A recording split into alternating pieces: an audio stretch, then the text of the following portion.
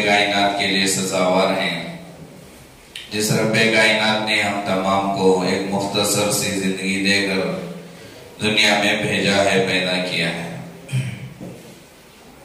سفر المظفر کا مہینہ چل رہا ہے۔ اس مہینے کے اندر زمانہ جاہلیت سے اسلام کے آنے سے پہلے جو رسومات پائے جاتے تھے، آج بھی امت میں وہ رسومات موجود ہیں۔ سفر کے مہینے کو منحوس سمجھا جاتا تھا۔ اس مہینے میں نیک کام نہیں کیا کرتے تھے لوگ، آج بھی نہیں کرتے، شادی نہیں کرتے، منگنی نہیں کرتے، اچھا کام اس مہینے میں نہیں کرتے۔ بڑیوں کے زبان پر اس مہینے کا نام ہی انہوں نے بدل کے رکھ دیا کہ یہ خراب مہینہ ہے۔ سفر کے مہینے کو خراب مہینہ کہا جاتا ہے، اور یہ فتویٰ انہی کی کتابوں میں ہے، کسی اور کی کتابوں میں آپ کو نہیں ملے گا۔ خراب مہینہ، لہذا اس مہینے میں کوئی اچھا کام نہیں کرتے، کریں گے تو سمجھتے ہیں، عقیدہ یہ رکھتے ہیں کہ اگر اس مہینے میں اچھا کام کریں گے تو اچھا کام بھی خراب ہو جائے گا۔ شادی کرے طلاق ہو جائے گی، کھلا ہو جائے گا، منگنی کرے رشتہ ٹوٹ جائے گا۔ کوئی اچھا کام اس مہینے میں نہیں کیا جاتا۔ اس لیے آپ حال جو شادی حال ہے، آپ اٹھا کر ذمہ داروں سے پوچھو، ایک شادی بھی بک نہیں ہوتی ہے مہینوں میں، حالانکہ اسلام سے اس کا کوئی تعلق نہیں ہے۔ اب یہ عقیدہ جو بنا، یہ کیسے بنا، اس کی کیا تاریخ ہے، یہ کب سے ہے؟ پہلے سے تو تھا ہی، لیکن جب اسلام آیا، اللہ کے نبی علیہ السلام کی بعثت ہوئی، تو اس کے بعد بھی یہ عقیدے کو ایک الگ رنگ دیا گیا۔ اسلام سے پہلے کی جو تاریخ ہے، سفر کے مہینے کو اس لیے منحوس سمجھا جاتا تھا کیونکہ سفر کے جو معنی لیتے تھے عرب لوگ، وہ ایک کیڑے کے معنی تھے، کیڑا۔ ہاں، وہ کیڑا پیٹ میں پیدا ہوتا تھا اس مہینے میں اور انسان کو ہلاک کرتا تھا، لہذا یہ مہینہ ہے، اس مہینے میں وہ کیڑا پیدا ہوتا ہے پیٹ میں، جس سے انسان ہلاک ہو جاتا ہے، تباہ ہو جاتا ہے، لہذا یہ مہینہ منحوس ہے۔ یہ اسلام کے آنے سے پہلے، محمد رسول اللہ کی بعثت سے پہلے یہ عقیدہ تھا۔ عقیدہ بدل گیا، لیکن نحوست جو سمجھا جاتا تھا مہینے کو، وہ باقی رہی۔ اب اسلام جب آیا، اللہ کے نبی علیہ السلام جب دنیا سے چلے گئے، تو وہ عقیدے کا رنگ الگ سے دیا گیا۔ آپ سوچیں، اس مہینے کو منحوس کیوں کہتے ہیں؟ اس مہینے میں اچھے کام کیوں نہیں کرتے؟ عقیدہ کیوں بگڑ گیا لوگوں کا؟ اس کی وجہ کیا ہے؟ دلیل کیا دیتے ہیں؟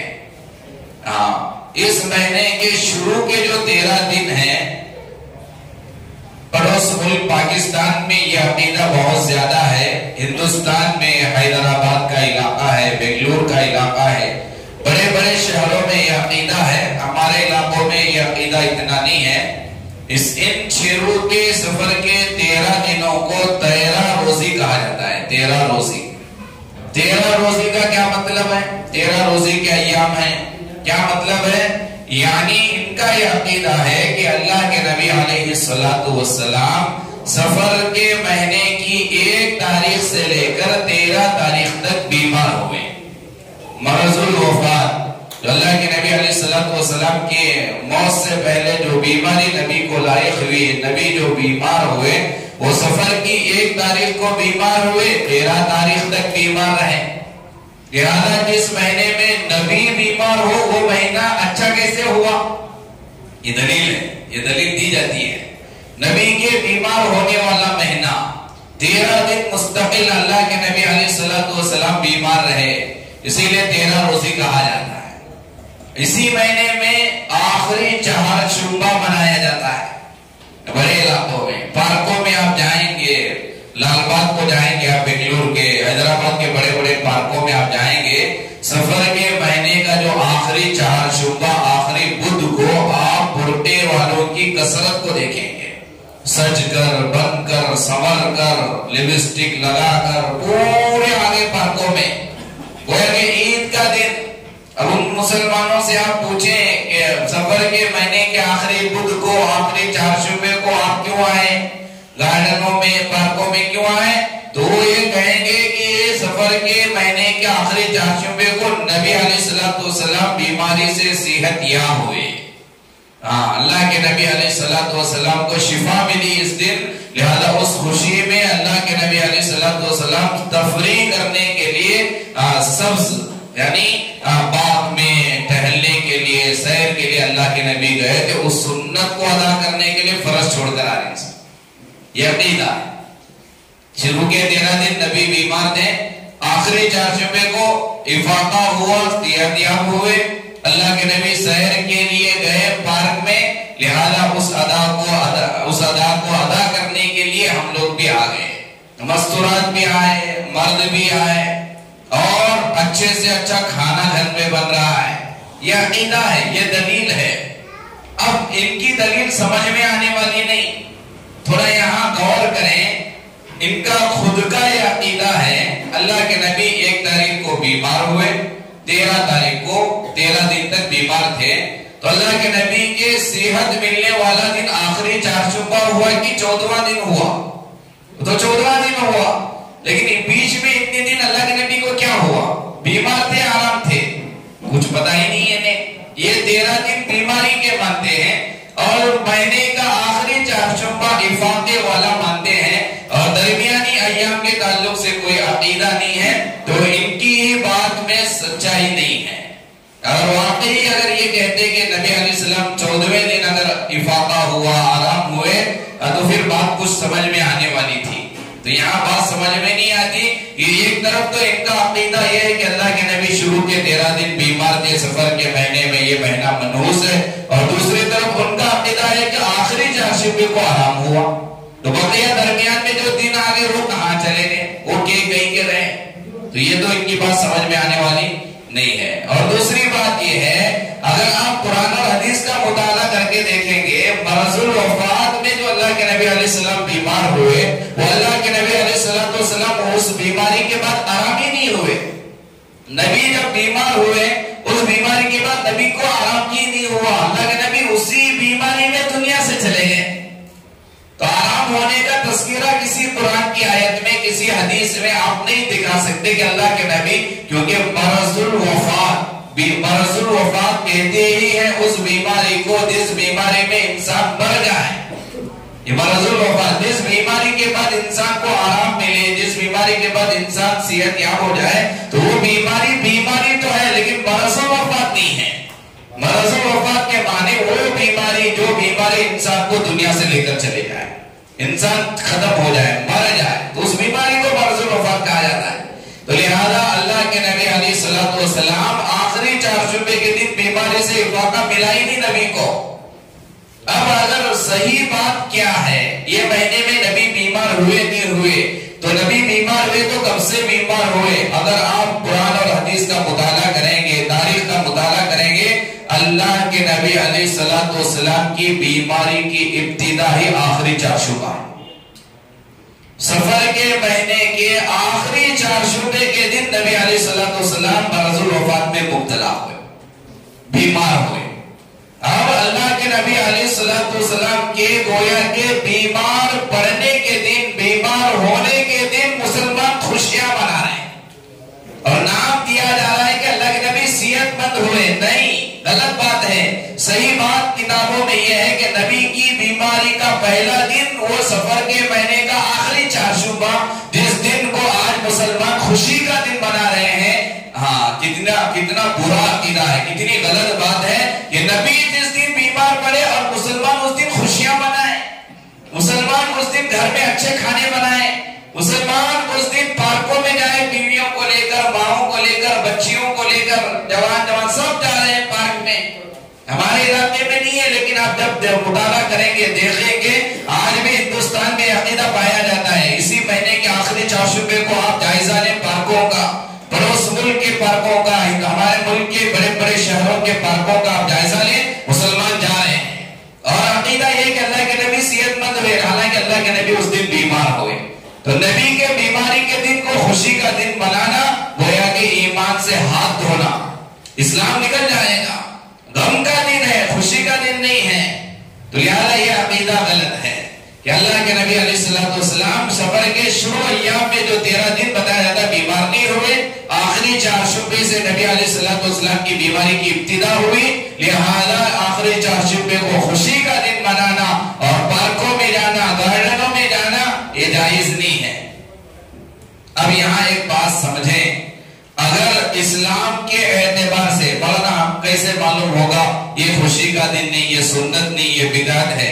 سنت اور بدعت کو سمجھنے کے لیے ایک قاعدہ یاد رکھیں ہمیشہ، وہ قاعدہ اگر آپ سمجھ جائیں گے، عقلی قاعدہ ہے، قرآن اور حدیث دلائل نہیں، عقل کے روشنی میں دلیل۔ سنت کسے کہتے ہیں، بدعت کسے کہتے ہیں؟ اگر آپ پرکھنا چاہتے ہیں، جاننا چاہتے ہیں، سمجھنا چاہتے ہیں یہ سنت ہے یہ بدعت ہے، جاننے کے لیے آسان قاعدہ یہ ہے کہ سنت عالمی سطح پر پائی جاتی ہے اور بدعت علاقائی علاقائی ہوتی ہے۔ پوری دنیا میں اگر کوئی چیز ہو رہی ہے تو آپ سمجھ لیں یہ شریعت کے مطابق ہے، یہ سنت ہے۔ اگر کسی ایک علاقے والے اسے شریعت سمجھ کر، سنت سمجھ کر کر رہے ہیں، دوسرے علاقے میں وہ چیز نہیں پائی جا رہی ہے تو وہ سنت نہیں ہو سکتی، کیونکہ جب سنت باگل کوٹ میں ہے تو وہ سنت بیجاپور والوں کے لیے بھی ہے، وہ سنت پاکستان والوں کے لیے، وہ سنت بنگلہ دیش والوں کے لیے، امریکہ والوں، پوری دنیا والوں کے لیے وہ سنت ہے۔ یہ چیز صرف باگل کوٹ والے سنت سمجھ کر رہے ہیں، بنگلور والے نہیں کر رہے، حیدرآباد والے نہیں کر رہے، کسی اور ملک والے نہیں کر رہے، تو پھر وہ سنت نہیں، وہ بدعت ہے، کیونکہ سنت پر پوری دنیا عمل کرتی ہے، بدعت پر پوری دنیا متفق نہیں ہوتی۔ اب یہ آخری 4 جمعہ کا منانا، 13 دن کا منانا، یہ آپ عرب میں جائیں گے، عرب میں آپ کو یہ نہیں ملے گا، مکے میں آپ کو نہیں ملے گا، مدینے میں آپ کو نہیں ملے گا، بعض اسلامی ممالک میں آپ کو نہیں ملے گا، صرف یہ اس طرف کے ممالک میں، ہمارے علاقوں میں زیادہ ملے گا، تو یہ بدعت ہوا، یہ سنت نہیں ہے۔ اب دنیا کی کسی بھی چیز کو اگر سمجھنا چاہیں گے یہ شریعت کے مطابق ہے یا شریعت کے خلاف ہے، آپ دیکھیں پوری دنیا اسے بنا رہی ہے تو سنت ہے، پوری دنیا میں صرف چند لوگ، چند علاقے والے، بقیہ لوگ نہیں بنا رہے تو سنت نہیں۔ عید الفطر، رمضان کی عید پوری دنیا والے مناتے ہیں، صرف ہندوستان والے مناتے ہیں؟ بولو بھائی، پوری دنیا مناتی ہے تو معلوم ہوا وہ شریعت کے مطابق ہے۔ بقرعید، عید الاضحیٰ پوری دنیا مناتی ہے یا صرف ہندوستان والے مناتے ہیں؟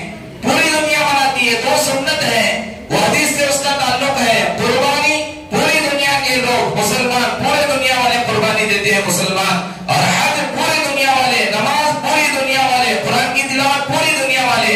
اب اس کے علاوہ رمضان، بقرعید کے علاوہ جس دن کو ہم عید کہتے ہیں وہ عید پوری دنیا مناتی۔ ربیع الاول میں 12 ربیع الاول کو عید کا دن کہا جاتا ہے، پوری دنیا نہیں مناتی۔ تو سب معلوم ہوا کہ وہ دن عید، خوشی کا دن ہونا الگ، عید کے طور پر منانے کے لیے اللہ کے نبی اگر کہے ہوتے پوری دنیا مناتی۔ تو بہرحال سنت اور بدعت میں فرق سمجھنے کے لیے اتنا سمجھنا کافی ہے، جس چیز کو پوری دنیا اپنائے اور وہ شریعت سے اس کا تعلق ہے، قرآن سے اس کا تعلق ہے، نبی کی سنت سے اس کا تعلق ہے۔ اگر کوئی علاقے والے، کسی ملک والے صرف بنا رہے، پوری دنیا نہیں بنا رہی، تو پھر وہ سنت نہیں ہوئی، وہ بدعت ہوئی۔ تو سفر کو منحوس سمجھنا اور یہ سمجھ کر کہ اللہ کے نبی علیہ السلام اس مہینے میں بیمار ہوئے تو یہ غلط عقیدہ ہے۔ کیوں؟ کیونکہ کسی کو بیماری آنا کیا منحوس ہے؟ بیماری کو منحوس کہا جائے گا؟ نہیں کہہ سکتے۔ بیمار پڑ جانا منحوس نہیں، بیماری کا آ جانا منحوس نہیں، نحوست نہیں۔ اللہ کے نبی علیہ السلام کی مجلس میں، ابن ماجہ کی روایت ہے، اللہ کے نبی علیہ السلام کی مجلس میں بخار کا تذکرہ ہوا، بخار کے بارے میں چرچا ہوا، بخار کی بیماری کے بارے میں چرچا ہوا۔ اللہ کے نبی علیہ السلام کی مجلس میں ایک نے بخار کو برا کہا، بخار اچھی بیماری نہیں ہے، اس طرح کوئی لفظ کہا ہوگا، بخار کے بارے میں برائی بیان ہوئی۔ اللہ کے نبی نے کہا بخار کو برا مت کہو، کیونکہ جب کسی انسان کو بخار لگ جاتی ہے، بخار آ جاتا ہے، تو اللہ تعالیٰ اس بخار آنے والے انسان کے گناہ ایسے مٹاتا ہے جیسے آگ لوہے کے زنگ کو مٹاتی ہے۔ بخار اگر منحوس ہوتی، نحوست ہوتی بخار میں، تو پھر انسان کے گناہ معاف نہ ہوتے۔ تو اللہ کے نبی نے کہا بخار کی وجہ سے انسان کے گناہ معاف ہو جاتے ہیں، اللہ نام اعمال سے سارے گناہ کو مٹاتا ہے۔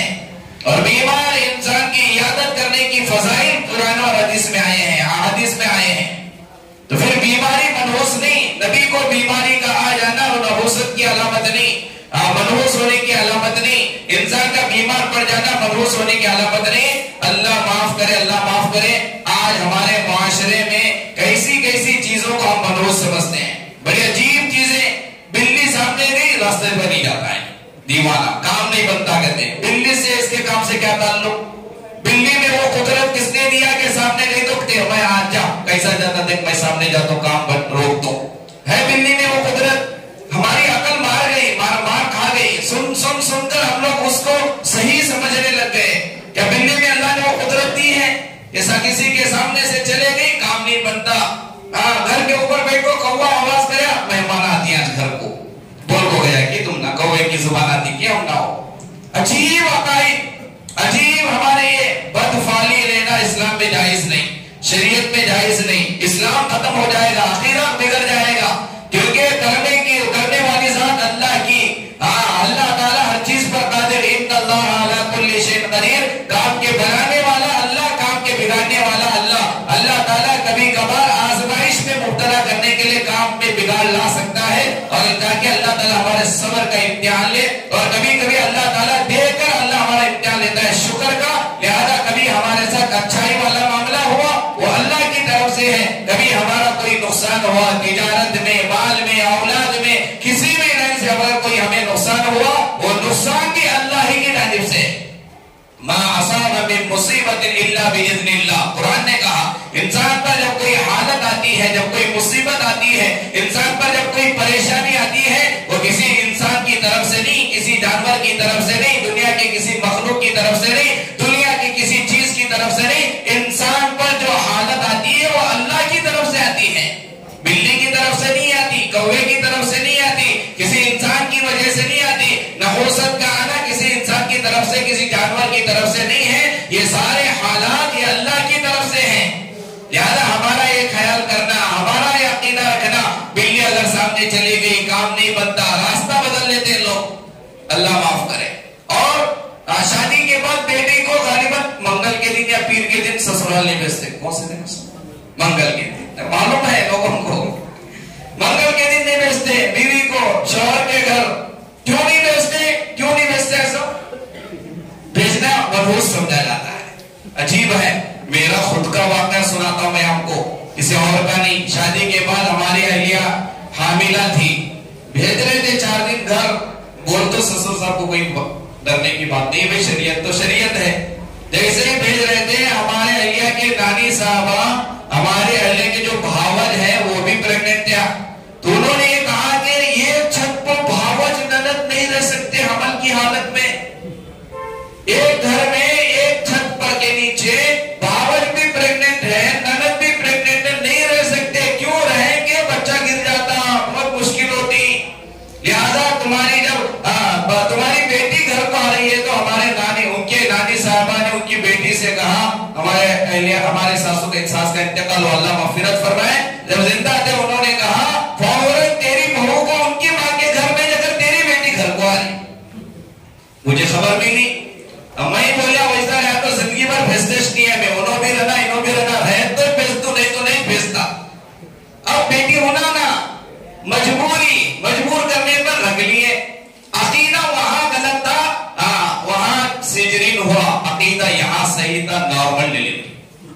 अकीदा सही रखो, कुछ नहीं होता। अकीदे में बिगाड़ा अल्लाह हालत, क्योंकि अना इंदा ज़न्नी आबदी भी हदीस है, हदीस कुदसी है। अल्लाह के नबी अलैहिस्सलाम ने फरमाया, अल्लाह कहता है मैं बंदे के गुमान के मुताबिक फैसला करता हूं। अगर तेरा गुमान बुरा होने का है तो अल्लाह भी बुरा ही करेगा। अगर तेरा गुमान सही होने का है, अच्छा होने का है, तो तेरे गुमान के हिसाब से फैसला हुआ है। तेरा अकीदा पहले ही से गलत था, दो मिलकर रहेंगे, बच्चा सही पैदा नहीं होता, नॉर्मल ले ले, तेरा अकीदा था तो नॉर्मल नहीं होगा। तेरा भरोसा अल्लाह पर पहले से उठ गया, तो तेरे घर में कहां से अच्छाई आएगी, बुराई आएगी। तो अल्लाह हमारा गुमान पहले बिगड़ता है, फिर अल्लाह का फैसला वैसे होता है हमारे गुमान की वजह। हमारा गुमान सही हो, हमारा भरोसा अल्लाह पर हो, इन चीजों पर ना हो कि मंगल के दिन बेटी को नहीं भेजना, बहू को बेटी को नहीं भेजना। और एक छत के लिए अजीब चीजें हैं। छत के ऊपर बैठ को कौवा पुकारे तो क्या किया अकीदा, उल्लू पुकारे तो क्या किया अकीदा, अंकी उड़ी गए तो क्या किया अकीदा। ये अंकी के फड़फड़ाने से अकीदा हमारा। इतने عقیدے میں ہم لوگ کمزور ہیں. عقیدے کی کمزوری اللہ کے یہاں معاف نہیں ہے. اعمال کی کمزوری اللہ معاف کر, نماز میں کوتاہی بھی اللہ معاف کر سکتا. عبادت کی کمزوری اللہ کے یہاں معاف ہے, لیکن عقیدے کی کمزوری اللہ کے معاف نہیں. اسلام چلے جائے گا, اسلام کے دائرے سے نکل جائیں گے. کفریت ہے, اسلام میں اس کا کوئی تعلق نہیں. یہ شرکیہ چیزیں ہیں, کفریہ چیزیں ہیں, اسلام کے چلے جانے سے کا خوف ہے. عجیب عجیب عقیدے ہم لوگ بنا لیے ہیں, ان کا کوئی تعلق شریعت سے نہیں, ان کا کوئی تعلق اسلام سے نہیں. یہ بہت سارے عقائد, کتنے گنانا, اتنے ہیں بہت سارے. آپ میرے سے اچھے سے جانتے ہیں کیا کیا عقیدے ہیں. سفر میں شادی کو منحوس سمجھنا, سفر میں نیک کام کرنے کو منحوس سمجھنا, محرم میں شادی کرنے کو منحوس سمجھنا, منگل کے دن بیٹی کو گھر سے روانہ کرنے کو منحوس سمجھنا, بلی آگے چلی گئی, آنکھ کا بڑبڑانا. اور ایک چیز کیا, ٹچکیاں لگے تو کون کی یاد کر رہی کرتے. ٹچکی سے یاد کرنے سے کیا تعلق, یاد کرتے تو فون کرتے, بات کر لیتے. کہاں کی ہچکی لگے تھی, کون کی یاد کر رہا کہتے. نعوذ باللہ, کوئی اس کا تعلق نہیں ہے. مذاق الگ چیز ہے, لیکن عقیدہ رکھنا اس طرح کا یہ غلط چیز ہے. یہ اس کا تعلق ان عقائد کا اسلام سے نہیں ہے, شریعت سے نہیں ہے. لہذا جو بھی چیز ہوتی وہ اللہ کی طرف سے ہوتی, کرنے والا اللہ. ہاں یہ اللہ, یہ اگر ہمارا یہ تعلق بنا کہ اس کی وجہ سے یہ ہوا, لہذا یہ شرکیہ ہے, کفریہ ہے. کیونکہ کرنے والا اللہ ہے, اس میں کسی کو شریک کرنا پایا گیا, لہذا شرک کا کام کرنا پایا جاتا ہے. اس سے توبہ کریں گے انشاءاللہ. نیت کرو اپنے بچوں کی شادی یا اپنی شادی سفر میں کر لیں گے انشاءاللہ, کریں گے انشاءاللہ. یہ کہے تو دوسری کر لیں گے انشاءاللہ, بولو کریں گے انشاءاللہ. یا تو اپنے بچوں کی شادی کریں گے. اس عقیدے کو ختم کرنے کے لیے عملی طور پر شروع کرنا کام بولنے سے نہیں ہوتا. میں میرے بیٹے کی شادی سفر میں کروں گا, میں میرے بیٹی کی شادی محرم میں کروں گا. جب ہم کرنا شروع کریں گے انشاءاللہ پوری امت کرنا شروع کریں. اللہ کے نبی علیہ السلام بعض کام بولنے سے نہیں کر کے دکھائیں. مثال کے طور پر منہ بولے بیٹے کو بیٹے کی طرح مانا جاتا تھا زمانے جاہلیت میں. منہ بولا بیٹا, لے پالک بیٹا جسے آپ کہتے ہیں, لے پالک بیٹے کے ساتھ وہ سارے رویہ, وہ سارے چیزیں ہوتی تھی زمانے جاہلیت میں, آج بھی ہو رہی ہیں. جیسے خود کے بیٹے کے ساتھ, اب گھر کے اندر مثال کے طور پر ایک بیٹا بیٹی ہے, اب میں نے ایک بچے کو لے کر پالا, تو میں گویا کہ ہمارا عقیدہ یہ بن جاتا ہے کہ یہ سگے بہن بھائی کی طرح. حالانکہ شریعت سے اگر آپ پوچھیں گے, شریعت کہتی ہے دونوں بڑے ہو گئے, اور اس لڑکے کو جو لے پالک بچہ ہے, جو تمہارا بچہ نہیں, تمہاری بیوی کا دودھ بھی نہیں پیا مدت رضاعت میں, وہ تو کسی اور کا بچہ ہے, تم نے اسے پالا تھا, پال کر اسے بڑا کیا تھا, اس کی تربیت آپ نے کی, اس کے اخراجات آپ برداشت کیے. جب یہ بڑا ہوا, آپ کی ایک سگی بیٹی ہے, اس کے ساتھ شادی کرنا چاہے تو شادی جائز, کیونکہ تمہارا بیٹا ہے ہی نہیں. ہم بولتی میرا بیٹا, تیرا بیٹا کیسے ہوا, کسی اور کے منی کے قطرے سے پیدا ہوا, کسی اور کا دودھ پیا, تو نے صرف پالا ہے, تو نے اس کی تربیت کی ہے, تو نے صرف اسکول کو بھیجا ہے, تو نے بیماری میں اسے علاج کروایا ہے, بس بیٹا تیرا ہوا نہیں. بڑا ہونے کے بعد اگر تیری سگی بیٹی سے تو شادی کرنا چاہے کر سکتا, یہ شریعت کہتی ہے. اللہ کے نبی کے زمانے میں بھی یہی عقیدہ تھا, تو جو آج ہمارا ہے نہیں کرتے ہم لوگ. بیٹا کو صحیح بیٹا مانتے ہیں, انتقال ہو گیا اس آدمی کا, وراثت میں اسے حصہ بھی نہیں ملتا, کیوں, تیرا بیٹا ہی نہیں ہے وہ. تو بہرحال اسی طرح اس بیٹے کی بیوی, اس بیٹے نے اگر بیوی کو طلاق دے دی, اب وہ سیدھی بات ہے, اس بیٹے کے لیے وہ بیوی جو ہے اجنبیہ, نکاح سے ختم ہو گئی. اب جس نے اسے پالا تھا اگر اس کے ساتھ شادی کرنا چاہے تو کر سکتا, نہیں کر سکتا. زمانے جاہلیت میں بولتے تھے بہو کے ساتھ شادی کرنا پایا جاتا, حرام, جائز نہیں. لیکن شریعت کہتی ہے بہو بنیج کیسا, تیرا بیٹا ہی نہیں ہے تو تیری بہو بھی نہیں. لہذا اگر تیرے اس لے پالک بیٹے نے اگر اپنی بیوی کو طلاق دے دی, عدت کے ایام ختم ہو گئے, اگر یہ بندہ اس سے شادی کرنا چاہے کر سکتا, یہ مسئلہ تھا. لیکن یہ چیز اگر نبی زبان سے کہتے امت قبول نہیں کرتی تھی, نبی اگر کسی اور کو کہتے کرنے کے لیے وہ بندہ پریشان ہوتا, کیونکہ یہ چیز امت کے اندر جائز نہیں تھی. اللہ کے نبی نے اس کام کو عملی طور پر کر کے دکھایا. حضرت زید بن حارث رضی اللہ عنہ اللہ کے نبی کے لیے پالک بیٹے تھے, متبنہ تھے. حضرت زید نے جب اپنی بیوی کو طلاق دی, ایام عدت کے ختم ہونے کے بعد اللہ کے نبی نے ان سے نکاح کی. تو یہ کچھ چیزیں پریکٹیکل کر کے دکھانا، عملی طور پر کر کے دکھانا، لوگوں کا جو عقیدہ بنا ہوا ہے سفر کے مہینے میں شادی نہیں کرنا، ہم لوگ اپنے بچوں کو کر کے دکھائیں گے کہ سفر کے مہینے میں شادی کرنا کوئی منحوس نہیں ہے، کوئی نحوست نہیں ہے، کیونکہ کرنے والا اللہ ہے، اچھا کا اچھائی دینے والا، برائی کی طرف جو بھی ہوگا وہ اللہ کی طرف سے یہ عقیدہ رکھنا کریں گے انشاءاللہ، اللہ عمل کی توفیق نصیب فرمائے۔ دو اعلانات، پہلا عمل یہ ہے کہ ماشاءاللہ گزشتہ جمعہ مغرب کے بعد ہماری مسجد میں پروگرام ہوا، حضرت مولانا شکیل صاحب دامت برکاتہم بیجاپور سے آئے تھے، ملک کے موجودہ حالات کو سامنے رکھتے ہوئے حضرت نے یا مجیبو پڑھنے کے لیے کہہ کر گئے تھے۔ الحمدللہ جمعہ سے لے کر کل جمعرات تک باگل کوٹ کے لوگ 15 لاکھ سے زائد مرتبہ یا مجیبو پڑھیں، بولو الحمدللہ، لیکن 15 لاکھ کافی نہیں ہے حالات کو بدلنے کے لیے، بیجاپور والے کروڑوں کی تعداد میں پڑھ رہے ہیں، لہذا آپ تمام سے درخواست ہے آپ یا مجیبو خود بھی پڑھیں، گھر والوں سے بھی کہیں، مستورات سے کہیں، کام کاج کے حالت میں بھی پڑھیں، آپ کی مصروفیت کے ساتھ پڑھیں یا اسے گن کر رکھنے کی کوشش کریں، جتنا ہو سکتا گن کر ہمیں بتائیں، اگر گن نہیں سکتے تو چلتے پھرتے زبان پر یا مجیبو کا ورد جاری رکھیں، حالات بڑے ناساز چل رہے ہیں ہندوستان میں، کریں گے انشاءاللہ، اور جتنی تعداد آپ پڑھیں گے روزانہ عشاء کے بعد ہمارے مکتب میں لکھائیں، نہیں تو کم سے کم ہفتے میں ایک دن جمعرات کے دن عشاء کے بعد لکھا کر جائیں پورے ہفتے میں آپ نے کتنی مرتبہ پڑھا ہے، کریں گے انشاءاللہ۔ دوسرا